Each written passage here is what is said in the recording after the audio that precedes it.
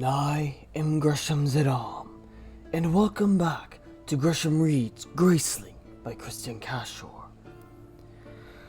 So, last time, in the previous chapter, we had followed Katsa and the group as they made their way to Monsi and back to the cabin where Poe was staying to hide from the former Reunited King, Lek. Forgive me. Busy day, I'm getting mixed up. The former Monsian King, Lek.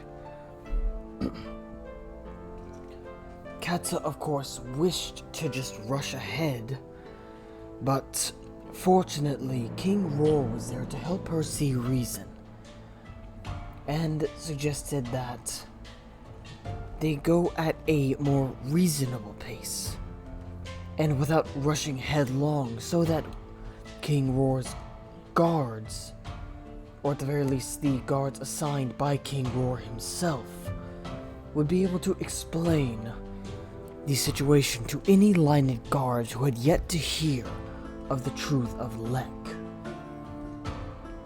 And as they made their way, eventually, they finally found him.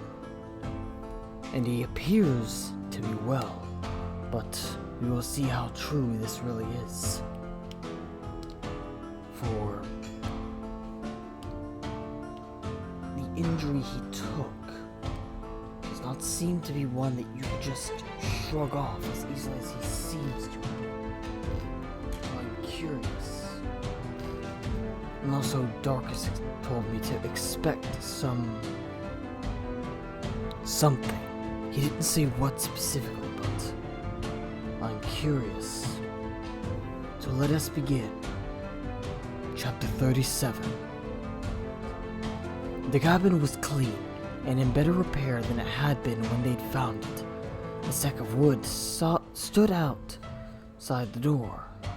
A fire burned brightly in the fireplace. The cabinets still stood crookedly on 3 legs, but the dust was gone.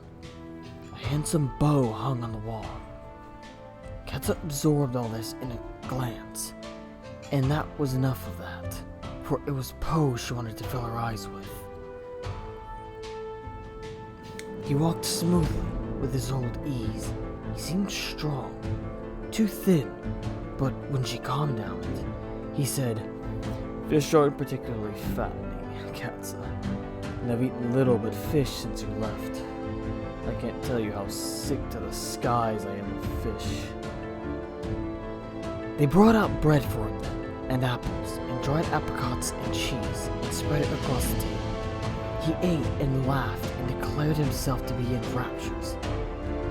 "The apricots come from Reunited," Katsa said, "by way of Suncliff, and Reunited again, and a place in the middle of the Reunited seas, and finally Monport." He grinned at her, and his eyes caught the light of the fire in the fireplace, and Katsa was very happy. "You have a story to tell me," he said, "and I can see it has a happy ending. But will you start at the beginning?" And so they started at the beginning. Katsa supplied the major points, and Bitterblue the details. "Katsa made me a hat of animal furs," Bitterblue said. "Katsa fought a mountain lion. Katsa made snowshoes. Katsa stole a pumpkin." Bitterblue listed Katsa's achievements one by one as if she were bragging about her older sister, and Katsa didn't mind. The amusing parts of the tale made it easier to relate the grim. It was during the story of what had happened at Poe's castle that Katsa's mind caught on to something that had nagged at her. Poe was distracted. He watched the table instead of people speaking. His face was absent. He wasn't listening. At the very moment she recognized his inattention, he raised his eyes to her. For an instant, he seemed to see her and focus on her, but then he stared emptily into his hands again. She could have sworn a kind of sadness settled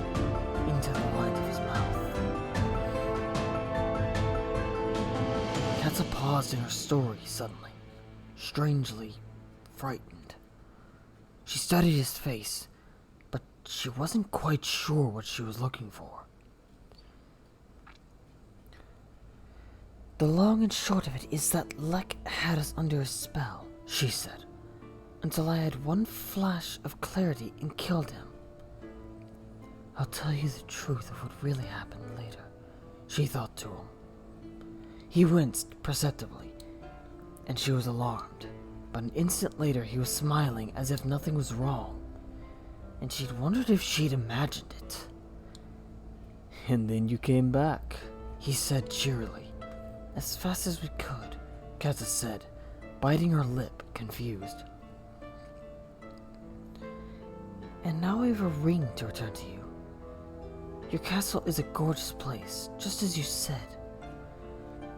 The pain that broke across his face, the misery, was so acute that she gasped. It vanished as quickly as it came, but she'd seen it this time. She knew she'd seen it, and she could no longer mask her alarm. She shot up from her seat and reached out to him, not certain what she was going to do or say. Poe rose too. Did he check his balance? She wasn't sure, but she thought he might have. He took her hand and smiled. "Come out hunting with me, Katsa," he said. "You can try the bow I made." His voice was light, and Skye and Bitterblue were smiling. Katsa felt that she was the only person in the world with any idea that something was wrong. She forced a smile. "Of course," she said. "I'd love to." "What's wrong?" she asked the instant they had left the cabin. He smiled slightly. "Nothing's wrong." Katsa climbed hard and bit back her feeling. They tromped through a path in the snow she supposed Poe had broken. They passed the pool. The waterfall was a mass of ice, with the only slightest living trickle in its middle. "Did my fish trap work for you?" "It worked beautifully. I still use it." "Did the soldiers search the cabin?" "They did." "You made it to the cave all right, despite your injury?" "I was feeling much better by then. I made it easily." "But you would have been cold and wet." "They didn't stay long, Katsa. I returned to the cabin soon after and built up the fire." Katsa climbed a rocky rise. She grasped a thin tree trunk and pulled herself onto a hillock. A long, flat rock jutted up from the untouched snow. She plowed over to it and sat down. He followed and sat beside her. She considered him. He didn't look at her. "I want to know what's wrong."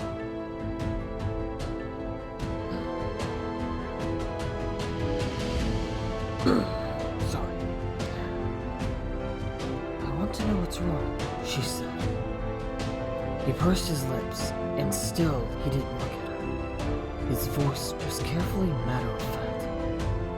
"I wouldn't force your feelings from me if you didn't want to share them." She stared at him, eyes wide. "True, but I wouldn't lie to you as you're lying now when you say nothing's wrong."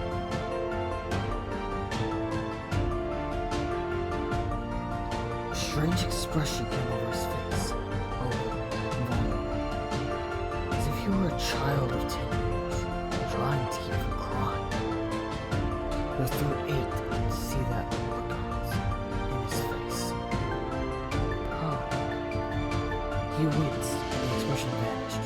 "Don't, please," he said. "It makes me dizzy. When you talk in my head, in my mind, it hurts my head."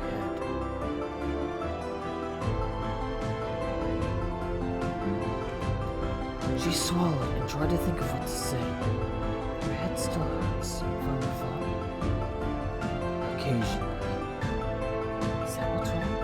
"I told you it was wrong." She touched his arm. "Oh, please. There's nothing with you." He brushed her hand away, and now she was shocked and hurt, and tears stung her eyes. The Poe she remembered didn't flick away her concern. He didn't flinch from her touch. This wasn't Poe. This was a stranger. And there was something missing here that had been there before. She reached into the neck of her coat and pulled the cord over her head. She held the ring out to him. "This is yours," she said. He didn't even look at it. His eyes were glued to his hands. "I don't want it." "What in the Midlands are you talking about? It's your ring." "You should keep it." She stared at him, disbelieving. "Poe, what makes you think I would ever keep your ring? I don't know why you gave it to me in the first place. I wish you hadn't." His mouth was tight with unhappiness, and he still stared, he stared into his hand. "At the time I gave it to you, I did so because I knew I might die. I knew Lex's men might kill me, and that you didn't have a home. If I died, I wanted you to have my home. My home suits you," he said, and with a bitterness that stung her, and that she couldn't understand. She found that she was crying. She wiped tears from her face, furiously, and turned away from him, because she couldn't stand the sight of him, staring stone-faced into his hands. "Poe, I beg you to tell me what's the matter." "Is it so wrong that you should keep the ring? My castle is isolated in a wild corner of the world. You'd be happy there. My family would respect your privacy."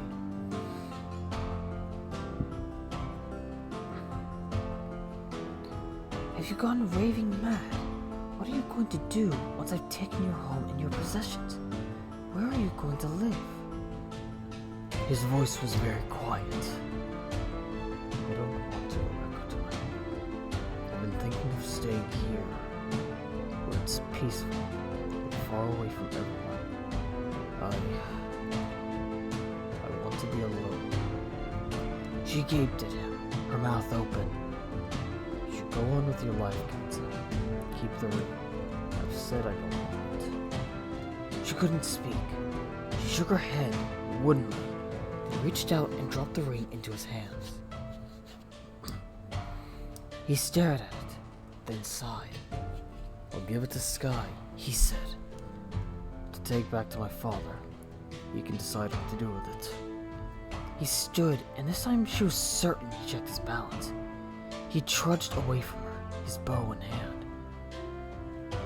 He caught hold of the root of a shrubbery and pulled himself onto a ledge of rock. She watched as he climbed into the mountains and away from her.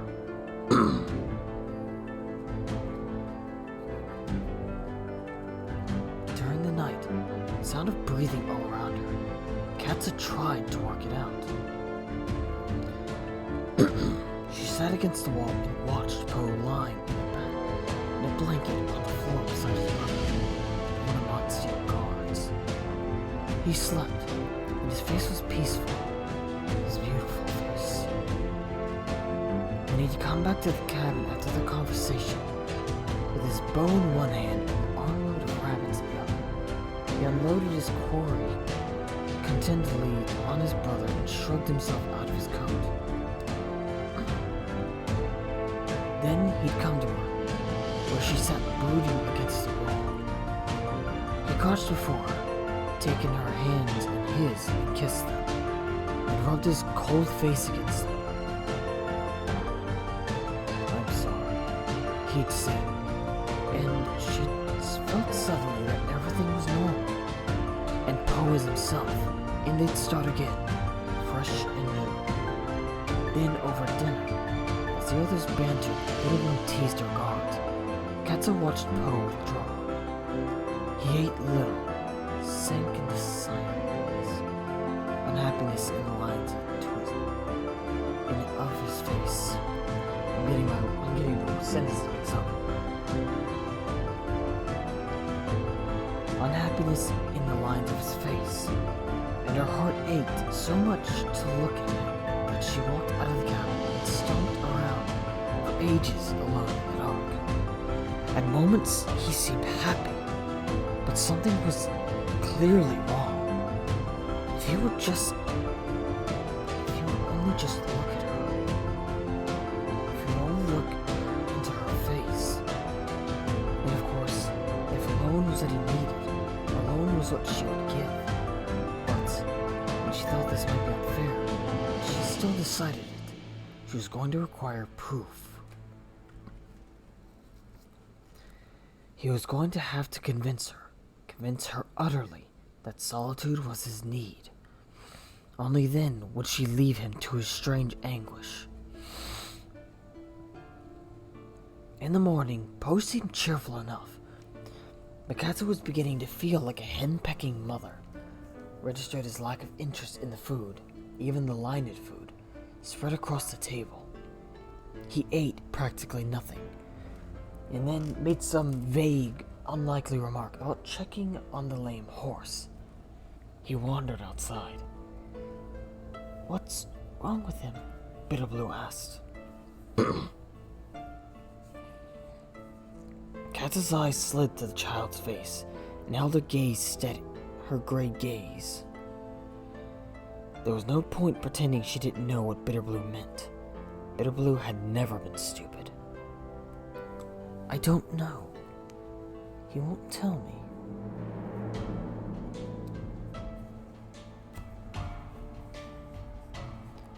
"Sometimes he seems himself," Skye said.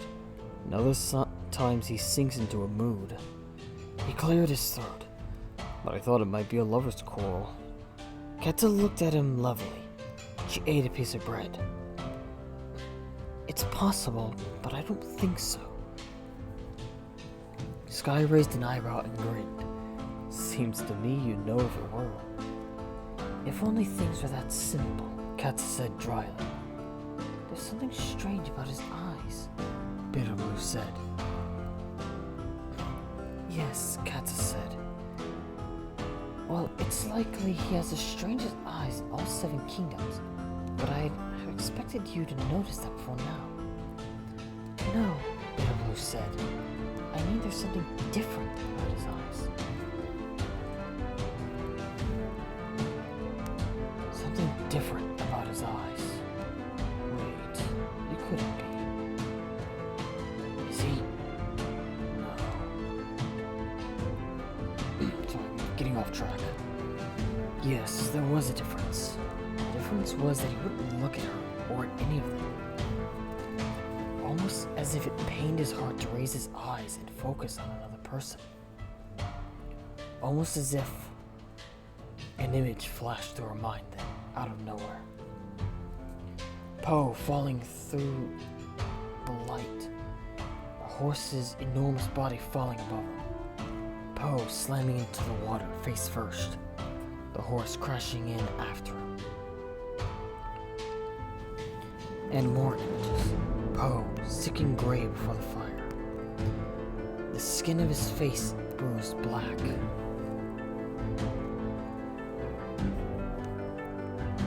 Poe squinting at her and rubbing his eyes. Katsa choked on her bread. She shot to her feet and knocked over her chair. Skye thumped her back. "Great seas, Katsa, are you alright?" Katsa coughed and gasped something about checking on the lame horse. She ran out the cabin.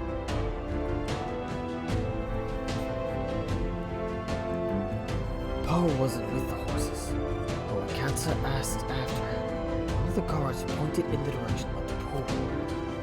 Katsa ran behind the cabin and over the hill. He was standing, his back to her, staring into the frozen pond. His shoulders slumped, and his hands in his pockets. He was standing. Just read that. I'm getting mixed up. "I know you're invincible, Katsa," he said without even turning around. "But even you should put on a coat outside." "Oh," she said, "turn around and look at me." He dropped his head. His shoulders rose and fell with one deep breath. He didn't turn around. "Poe," she said, "look at me." He turned then, slowly. He looked into her face. For just a minute, his eyes seemed to focus on hers for just an instant. And then his eyes dropped. They emptied. She saw it happen. She saw his eyes empty. She whispered, "Poe, are you blind?" At that, something in him seemed to break. He fell to his knees. A tear hit as he tried down his face. When Katsa went to him and dropped down before him, he let her come. The fight had gone out of him, and he let her in. Katsa's arms came around him. He pulled Katsa against him, practically smothered her with his grip, and cried into her neck. She held him, simply held him, and touched him, and kissed his cold face. "Oh, Katsa," he cried. "Katsa." They knelt like that for a very long time.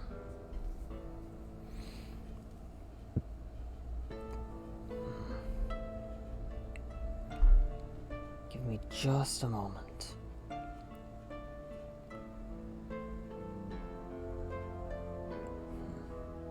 Yes, this one might go on a little longer, but I will read chapter 38 as well.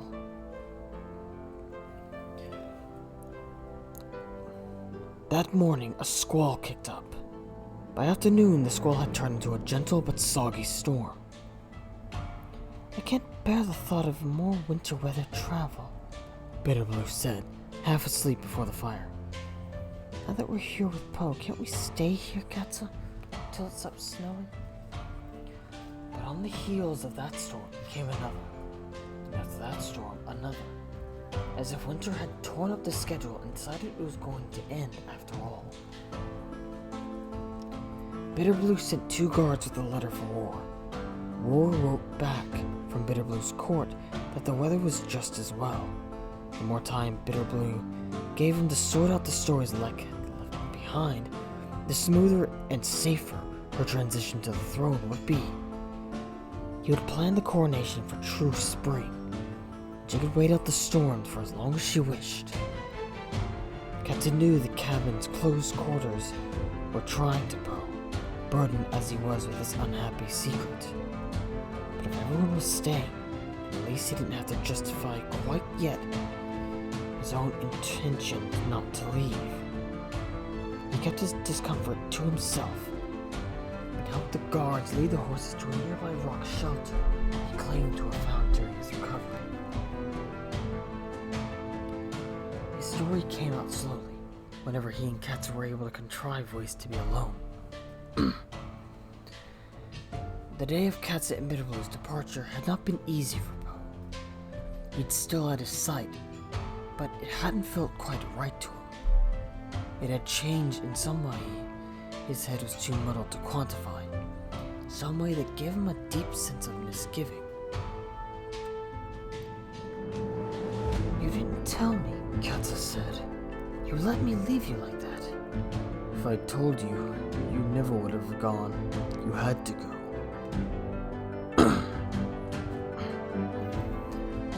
Poe had stumbled his way to the cabin's bed.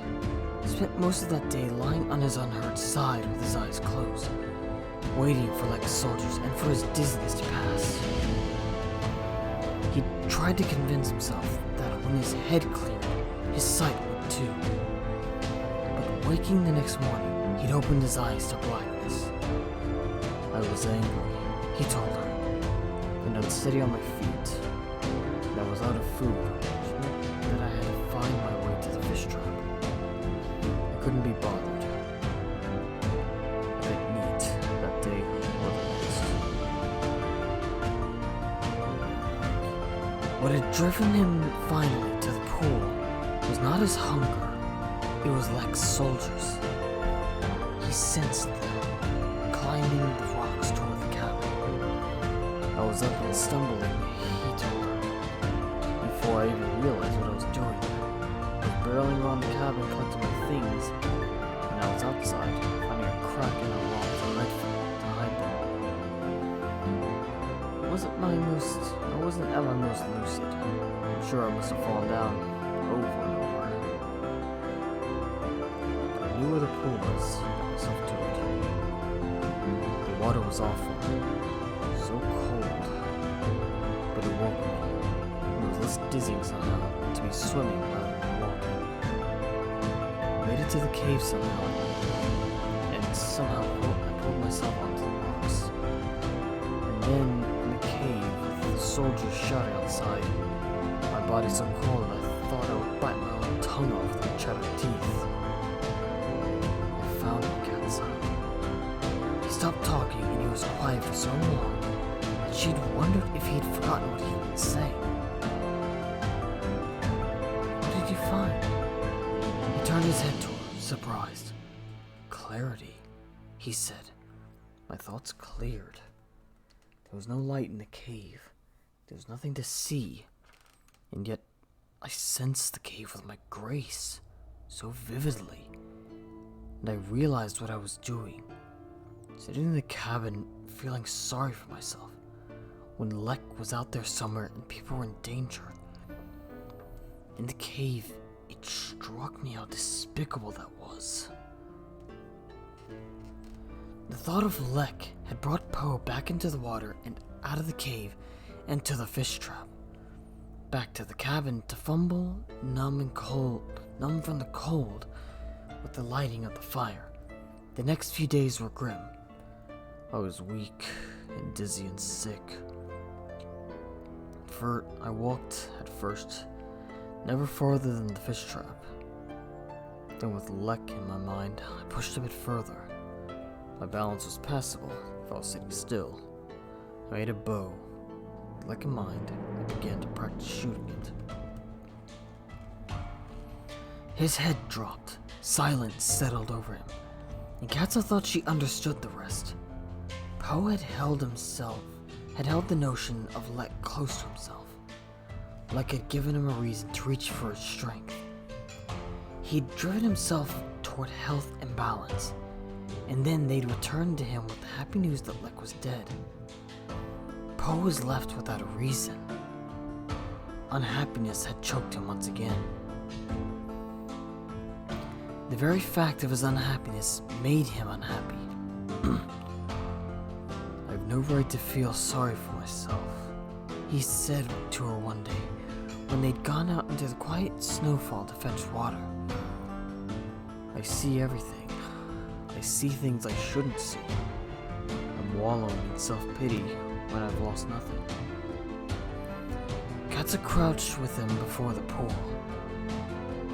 That's the first truly idiotic thing you've ever said to me. His mouth tightened. He picked up one of the rocks they'd used to bash through the ice.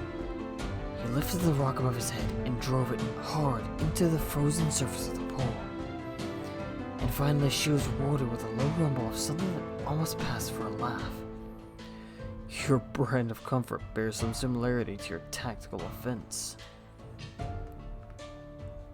You've lost something, she said, and you've every right to feel sorrow for what you've lost. They're not the same, sight and your grace. Your grace shows you the form of things, but it doesn't show you the beauty.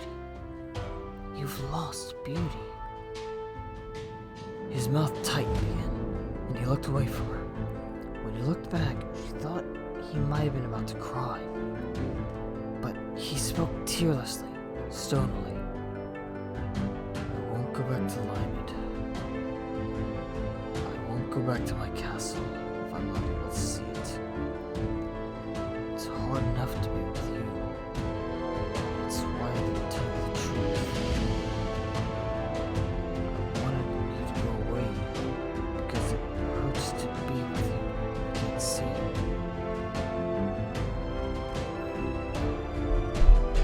Sorry, I had to pause the recording for a moment because Darkus just returned, and he seemed a little irritated with something, but I'm not quite sure what. It was something to do with the rent increase, I believe. It was money. Anyways, let me see where I had.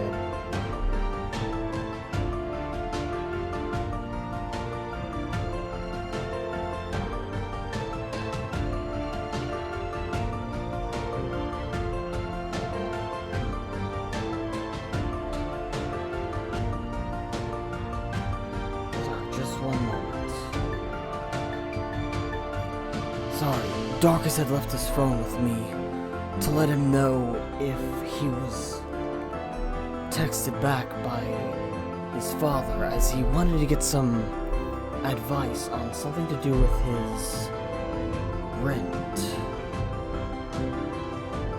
Something about bad phrasing with a notice about it. Not entirely sure if you should be worried about, but it sounds like everything got cleared up. Anyways, sorry for that distraction. Let's get back to where I was at.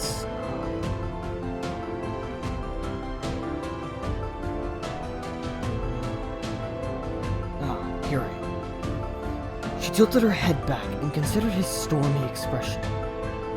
"This is very good," she said. "This is some excellent self-pity."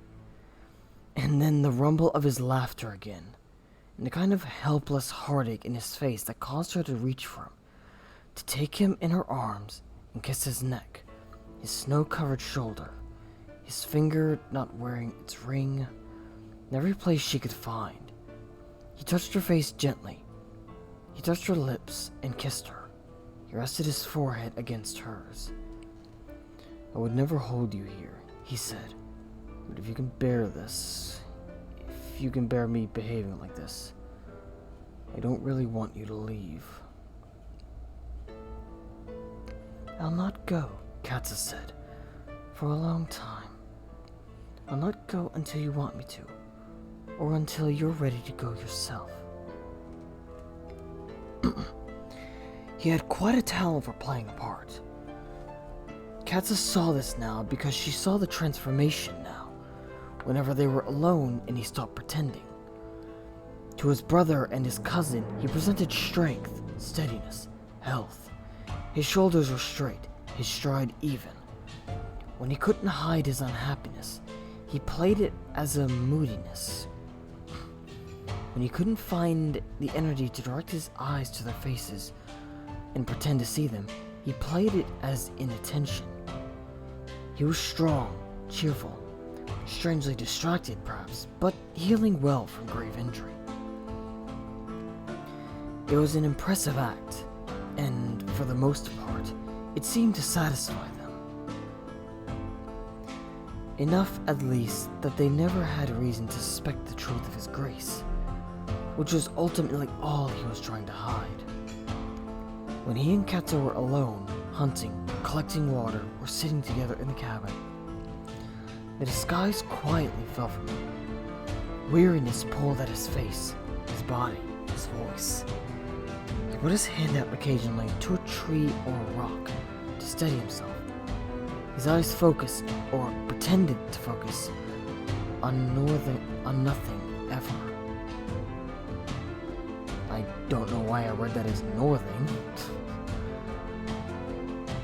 And Katsa began to understand that while some of his sorry state was attributable to plain unhappiness, an even larger part of it stemmed from his grace itself. For he was still growing into it, and now he no longer had vision to anchor his perception of the world. He was constantly overwhelmed.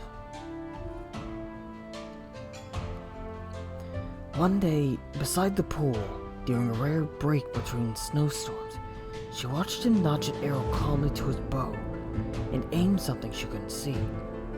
A ledge of rock? A tree stump? He cocked his head as if he were listening. He released the arrow and it sliced through the cold and thwacked into a patch of snow. "What?" Katsa started to say, and then stopped when a spot of blood welled to the surface and colored the snow on the shaft. "A rabbit," he said, "a big one." He started forward toward his buried kill, but had taken little more than a step when a flock of geese swooped down from overhead. He put his hand to his temple and felt it uneven. Katsa strung 2 arrows and shot 2 geese. Then she hauled Poe up. "Poe, what?" "The geese. They took him by surprise." She shook her head. You could sense animals before, but the sense of them never knocked you down. He snorted with laughter, then his laughter fizzled into a sigh. "Katsa, try to imagine how things are now. My grace shows me every detail."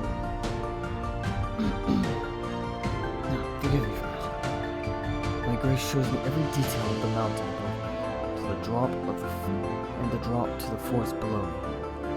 Feel the movement of every fish in the pond, and every bird in the trees. The ice growing back over our water. Snow's forming fast in the clouds, Katsa. In a moment, I expect it'll be snow."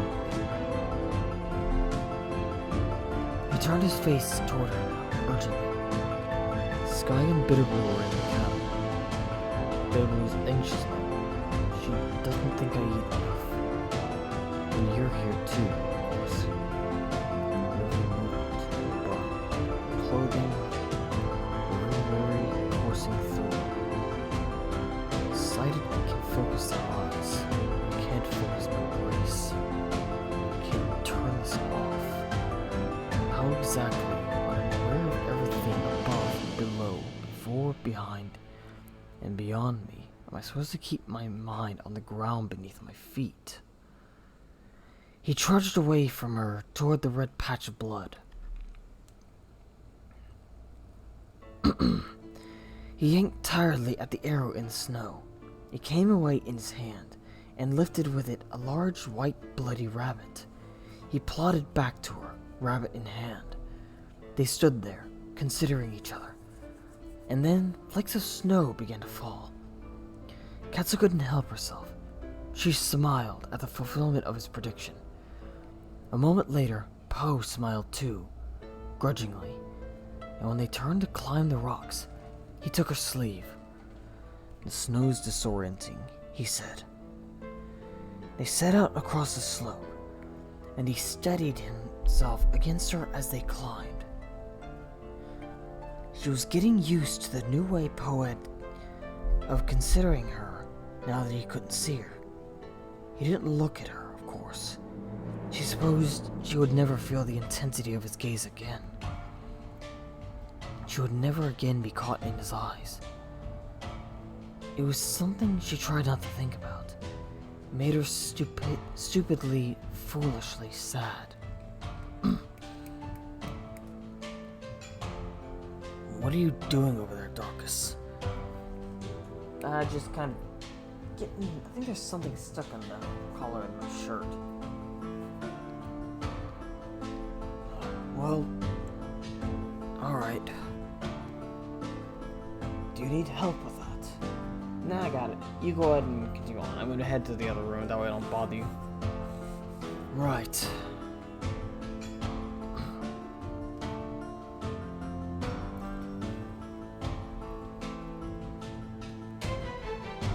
Let's see. Here we go." But Poe's new way with her was also intense. There was a kind of attentiveness in his face, concentration in his body, directed toward her. Also, I want to apologize for all the interruptions.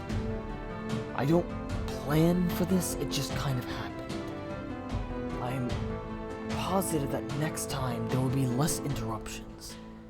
So, forgive me for that. Anyways, on with the story again.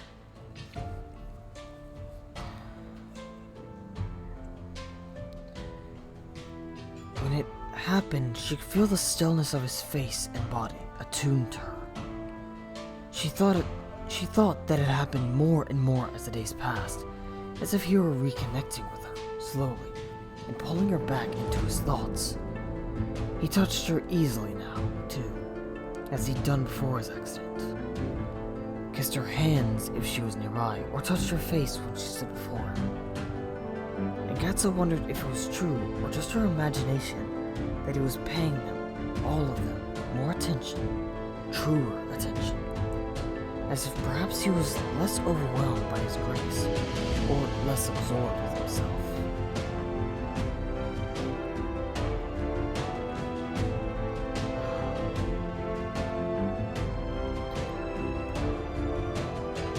Look, he said to her once, on one of the rare occasions when they had the cabin to themselves. Katsa, do I seem to be looking at you? They were working with their knives before the fire, shaving the bark from the branches of a tree to make arrows. She turned to him and met his eyes full on, gleaming directly into hers. She caught her breath and set her knife down, flushed with heat, and wondered briefly how long it would be before the others returned. And then Poe's failed attempt to keep from grinning snapped her out of her daze. Dear wildcat, that was more of an answer than I'd reckoned for. She snorted. I see your self-esteem remains intact. And just what were you hoping to achieve? He smiled. His hands returned to their work, and his eyes emptied again. I need to know how to make people think conclusively that I'm working with them. I need to know how to look at Bitterblue so she stops thinking there's something strange about my eyes. Oh, of course. Well, that ought to do it. How do you manage it? Well, I know where your eyes are. It's mostly just a matter of direction and sensing your reaction. Do it again. Her purpose was scientific this time. His eyes rose to hers and she ignored the rest of it. Yes, it did seem as if he saw her. Although now that she studied his gaze, she could tell there was small indications otherwise. Tell me, he said. She considered him. The light of your eyes is strange enough, and distracting enough that I doubt anyone would notice. But you don't seem quite focused. You're looking at me, but it's as if your mind is elsewhere. Do you understand? He nodded. Bitterblue picks up on that. Narrow your eyes a bit, Katsa said. Bring your eyebrows down as if you were thinking. Yes, that's pretty convincing, Poe. No one you direct that gaze toward will ever suspect a thing. Thank you, Katsa. Can I practice it with you now and then? Without fear of you throwing me onto my back and forcing me out of my clothes? Katsa cackled at that and threw the shaft of an arrow at him. He caught it neatly and laughed. And she thought for a moment that he looked genuinely happy. And then, of course, he registered her thought and a shadow settled across his face. He withdrew into his work. She glanced at his hands, at his finger still missing its ring. She took a breath and reached for another branch. How much does Bitterblue know? She asked. Only that I'm keeping something from her. She knows my grace is more than I've said. She's known it from the beginning. And your sight? I don't think it's even occurred to her. Poe smoothed the edge of a shaft with his knife and swept a pile of bark shavings into the fire. I'll look her in the eyes more often, he said, and then he withdrew again into silence. Poe and Skye teased Bitterblue endlessly about her entourage. It wasn't just the guard. Roar was taking the royal position of his sister's daughter very seriously. Soldiers were always arriving, leaving horses piled high with supplies. Especially as the winter storms began to wind down. Vegetables, bread, fruits, blankets, clothing, dresses for the queen. And always letters from Roar, asking Bitterblue's opinion on this or that matter, updating her on her plans for the coronation, and inquiring after the health of various members of her party, particularly Poe. I'm going to ask Roar to send me a sword, Bitterblue said one day at breakfast. Katsa, will you teach me to use it? Skye's face lit up. Oh, do, Katsa. I haven't seen you fight yet. And I was beginning to think I never would. And you imagine I'll make for an exciting opponent? Bitterblue asked him. Of course not, but she'll have to stage a sword fight with a few of the soldiers, won't she? To show you how it's done. There must be a decent fighter or two among them. I'm not going to stage a sword fight with the unarmed soldiers. How about a hand fight? Skye sat back and folded his arms. A cockiness in his face that Katsa thought must be a family trait. I'm not such a bad hand fighter myself. Poe exploded with laughter.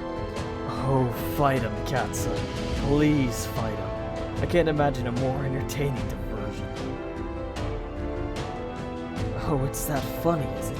Katsa can pound you into the ground before you even raise a finger. Skye was unabashed. Yes, exactly. That's what I want to see. I want to see you destroy someone, Katsa. Will you destroy Poe for me? Katsa was smiling. Poe isn't easy to destroy. Poe hooked his feet to the legs of the table and rocked his chair backward. I imagine I am these days. Returning to the question at hand, Bitterblue said, rather sternly, I should like to learn to use a sword. Yes, Katsa said. Well then, send word to war. Aren't two soldiers just leaving? Poe said. I'll catch them. The legs of his chair clattered down to the floor. He pushed away from the table and went outside. 3 pairs of eyes lingered on the door that closed behind him.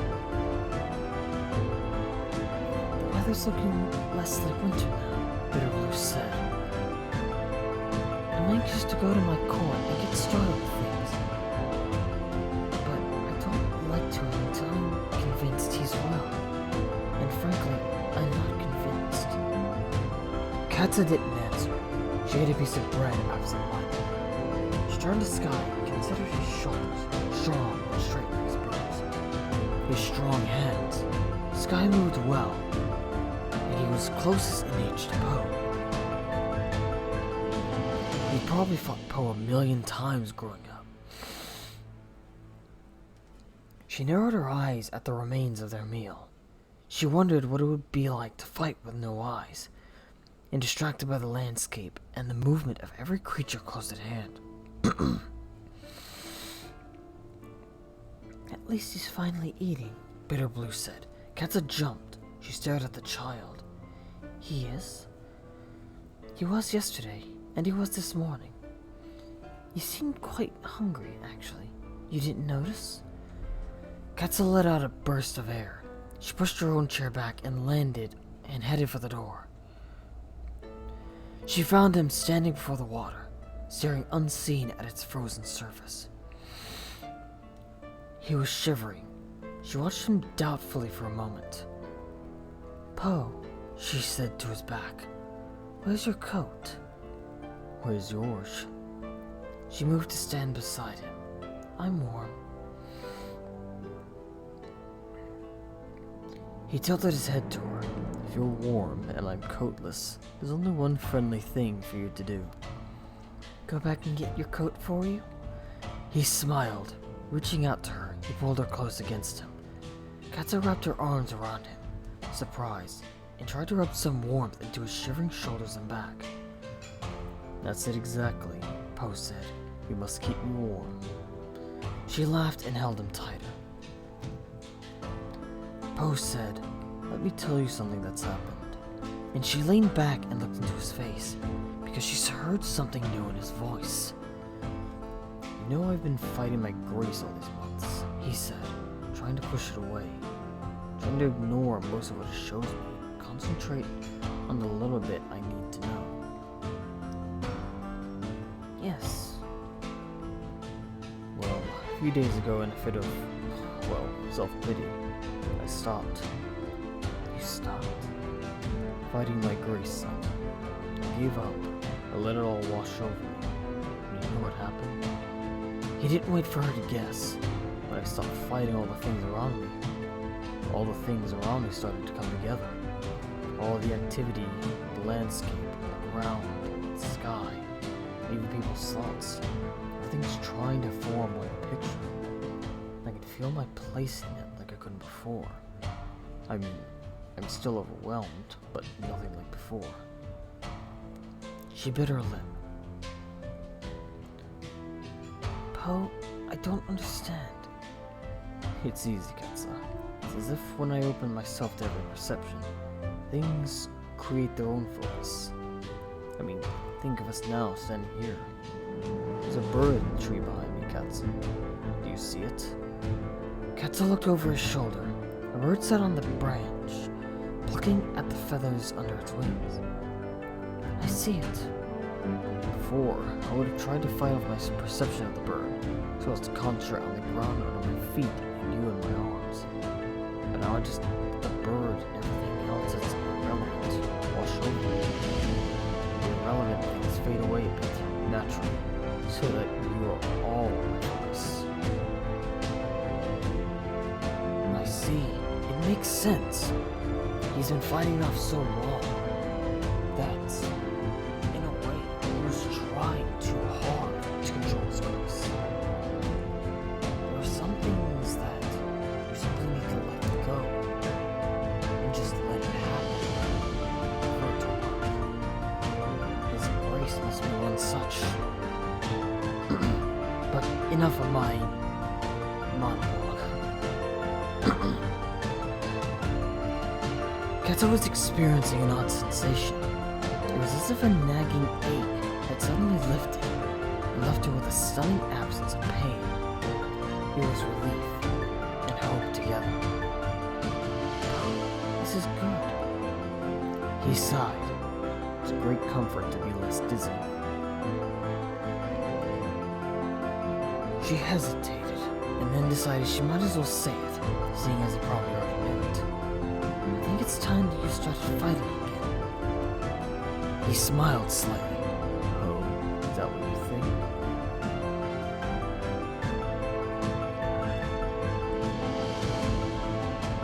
think? She nodded nobly to the defensive. And why not? It'll bring back your strength, improve your balance. Your brother makes a perfect opponent. He touched his forehead to hers. His voice was very quiet. Calm yourself, you're the expert.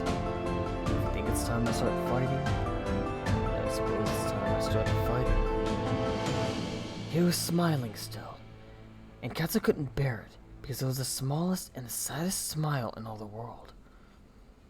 But as he raised his fingers to touch her face, she saw that he was wearing his ring.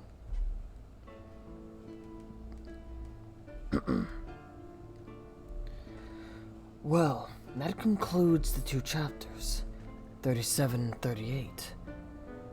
It's good to know that Poe is making a recovery. It may take some time, but I feel that eventually he will fully recover from this. He may not be up to his peak as he used to be, but I believe he will master his grace in a way he never expected. Either way, it was certainly interesting. Anyways, this has gone on for quite longer than I had anticipated. And I have had to pause recording a few times in order to let Darkus talk to people on his phone. Because his phone is what I'm using to read this story off of. It is his Amazon Kindle app I'm using, which Darkus told me to mention that we are not sponsored by it, though I'm unsure of why he told me to say that. I'll probably have to ask him about it later when he comes out of his room. I think he might have gone to take a shower, I'm not sure. Either way, thank you all so much for watching. If you enjoyed this video, be sure to leave a like and a comment down below telling your favorite part. And also, as we're coming up on the end of the story, the next video might be the end of the story. In the meantime, feel free to share the video around just in case someone might be interested in it.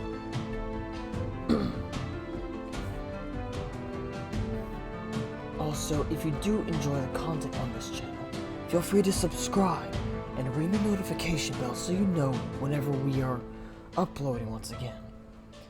And just as a reminder, after I finish this story and when I finish Doom 2016, I will be taking a brief hiatus from the channel, as things within the dream realm are getting a bit hectic.